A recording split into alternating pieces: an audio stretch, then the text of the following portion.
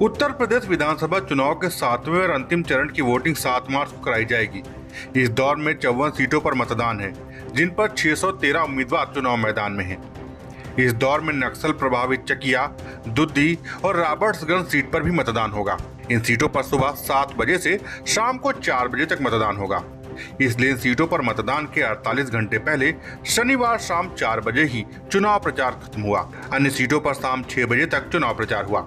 वहीं चुनाव प्रचार के अंतिम दिन बीजेपी, सपा, बसपा और कांग्रेस के दिग्गजों ने जमकर चुनाव प्रचार किया।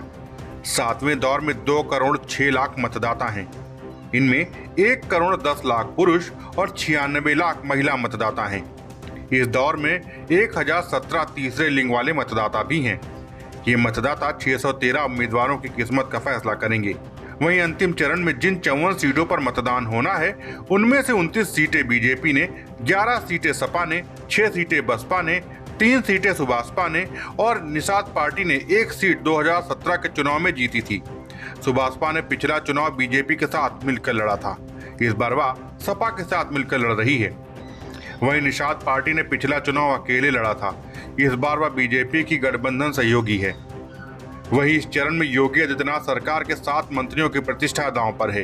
इनमें पिछड़ा वर्ग कल्याण मंत्री अनिल राजभर वाराणसी के शिवपुर, स्टाम्प और निबंध राज्य मंत्री रविंद्र जायसवाल वाराणसी उत्तर प्रदेश, पर्यटन और संस्कृति मंत्री नीलकंठ तिवारी वाराणसी दक्षिण, आवास और शहरी नियोजन मंत्री गिरीश यादव जौनपुर सदर सीट, ऊर्जा राज्य मंत्री रमाशंकर सिंह पटेल मिर्जापुर की मड़िहान, सहकारिता राज्य मंत्री संगीता यादव बलवंत गाजीपुर सदर और राज्य मंत्री संजीव गोंड सोनभद्र की ओबरा सीट से चुनाव मैदान में हैं।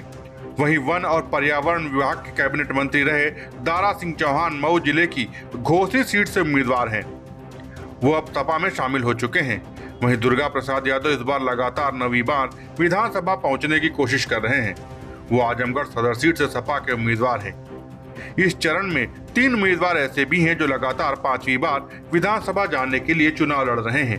इनमें आजमगढ़ की निजामाबाद सीट से आलम बदी, जौनपुर की शाहपुर सीट से शैलेंद्र यादव ललई और भदोही की ज्ञानपुर सीट से विजय मिश्र का नाम शामिल है।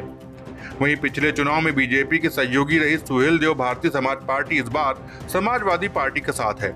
सुभाषपा के प्रमुख ओम प्रकाश राजभर गाजीपुर की जहूराबाद सीट से चुनाव लड़ रहे हैं।